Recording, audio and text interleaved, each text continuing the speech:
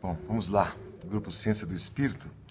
Nós vamos fazer esse vídeo um pouquinho antes hoje, né? Em função dos horários aqui da faculdade, dos novos horários, né? Para não fazer também depois, muito tarde, né?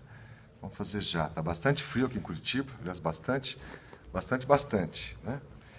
A reflexão de hoje é bastante pontual e rápida em função dessas demandas. Nós chegamos a escrever ontem uma espécie de um contozinho, né? Imaginando uma criança e no ano de 2050, né, chegando para o seu bisavô, que é alguém que podia, hoje tem a nossa idade, né, tem entre 20 e 40 anos de idade, ou 20 e 50 anos de idade, hoje em dia.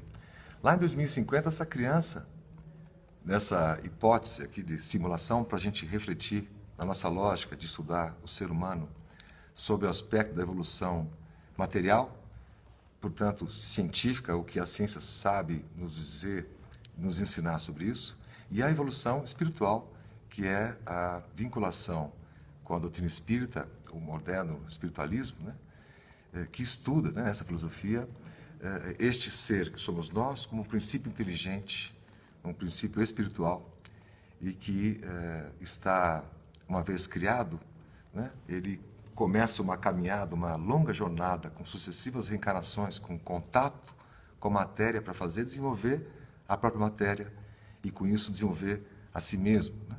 Então, o impulso material, né, quando um espírito reencarna, você tem a fome, a sede, né? Isso já coloca o espírito em movimento, né? Então, na nossa pré-história, na nossa história enquanto sociedade, a gente percebeu que o ser humano avança, ele começa a caminhar pela própria necessidade que tem de começar a caminhar, depois do aleitamento materno, a criança vai crescendo, vai aprendendo com os pais a se virar, a sobreviver, né? Naquela época, os coletores, né, a caça, depois a agricultura, né? O homem sempre teve que trabalhar, ocupar-se, né, com as questões materiais, a fim de evoluir espiritualmente, né? Ocupando-se com as questões materiais, em convivência com o nódulo social, né, a família social, as comunidades, né, os grandes impérios, as nações, né, que operam e trabalham juntas, a fim de que todos possam crescer. Então, o desenvolvimento material ele é sempre precedido, né, ou ladeado pelo desenvolvimento espiritual. E nessa historinha aí, fictícia, né, essa criança lá em 2050 pergunta para o seu bisavô, para o seu avô: vô, é verdade que no início do século, do milênio, que é essa fase que nós temos entre 2000 e hoje em dia, 2018, os rios das cidades eram poluídos? Sim, é verdade, né? Havia pessoas que saíam pelas ruas num trabalho braçal, puxando um carrinho, coletando restos e sobras dos outros? Sim, é verdade. As empresas produziam, criavam produtos e embalagens, isso podia poluir, desastres ambientais, e quase não tinha muito problema para as empresas? Sim, é verdade. As pessoas tinham medo de caminhar na rua, nos países, especialmente nos países subdesenvolvidos, né, ou abaixo do Equador, né, ou em vários pontos da Europa também, a dificuldade, o medo de à noite, né, você voltar para casa, fazer uma caminhada a pé. Sim, é verdade, né? Nós temos medo de caminhar na rua sozinhos, em alguns horários, de pegar um ônibus sozinho. É verdade que nós temos um contingente, né, tão gigantesco de desvios, de corrupção. Se somarmos as verbas públicas e privadas desviadas, você fatalmente alimentaria todas as crianças do planeta, né? Sim, é verdade. Podia imaginar em 2050 que tudo isso faz parte da verdade. É verdade que se você somar os 50 esportistas que mais ganham patrocínios das grandes empresas, a quantidade que eles ganham, somada ao lucro dessas empresas, daria para alimentar e mudar o panorama de todo o mundo? Sim, é verdade. É o nosso modelo, né? Verdade que há muita violência doméstica e algumas são denunciadas, né, ou a autodenúncia ali da família, né, e a Lei Maria da Penha funcionando, e um conjunto gigantesco que não chega nem na Maria da Penha, não chega a fazer o boletim de ocorrência, e ela sofre. Sim, é fato, é verdade. Há uma quantidade gigantesca de pessoas que ainda não sabem ler e escrever, e outras que são jovens, estão na escola, mas com dificuldade de ler e escrever. Sim, é verdade. As cadeias feitas para abrigar 4, 5, 6 presos, que tem 30, 40 presos. E esses dias, uma das facções brasileiras falou que a cadeia, por ser como é para eles o berço de atração de novos criminosos, eles fazem ali a matrícula dos novos criminosos, né, a fim de ganhar corpo, a facção. Tudo isso acontece, né, enquanto a gente vive no nosso mundo atual.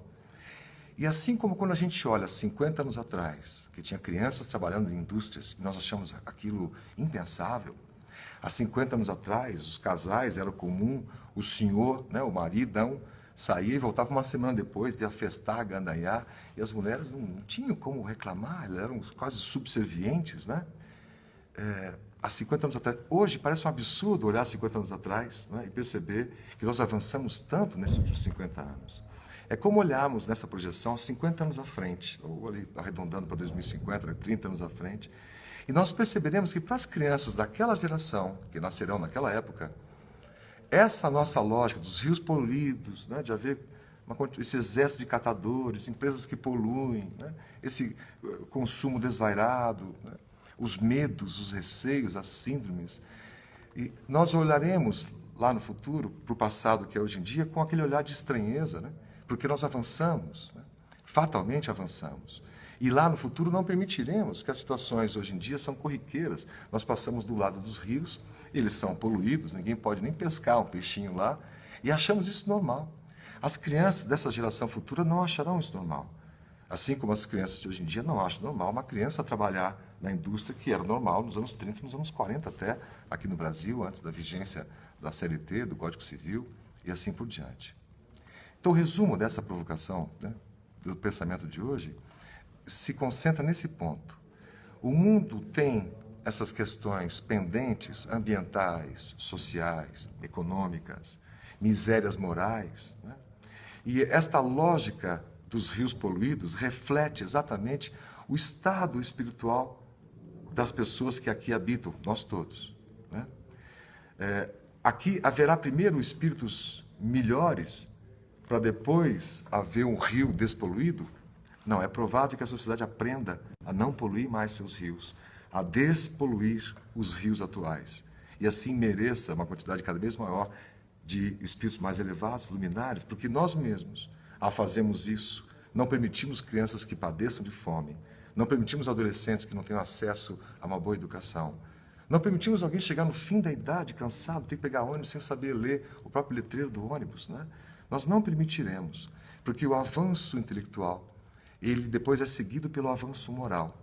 Nós estamos numa fase de muito avanço intelectual, né? Nas ciências, as descobertas, as tecnologias, a integração, né? A explosão dos cursos, do conhecimento. E o próximo passo, que não é sempre de imediato, às vezes leva um tempo, é o progresso moral. É essa inteligência toda de jovens formados nas faculdades, nos cursos, perceberem que a profissão deles só valerá a pena se eles derem uma contribuição para um mundo melhor, né? Então, os gestores, administradores formados da minha geração se ocupavam e se preocupavam tão somente com o lucro. Os gestores modernos, né, têm outras preocupações e ocupações, ou os gestores né, do futuro, darão sustentabilidade econômica às suas empresas, não sem descuidar da sustentabilidade ambiental, social, das relações humanas.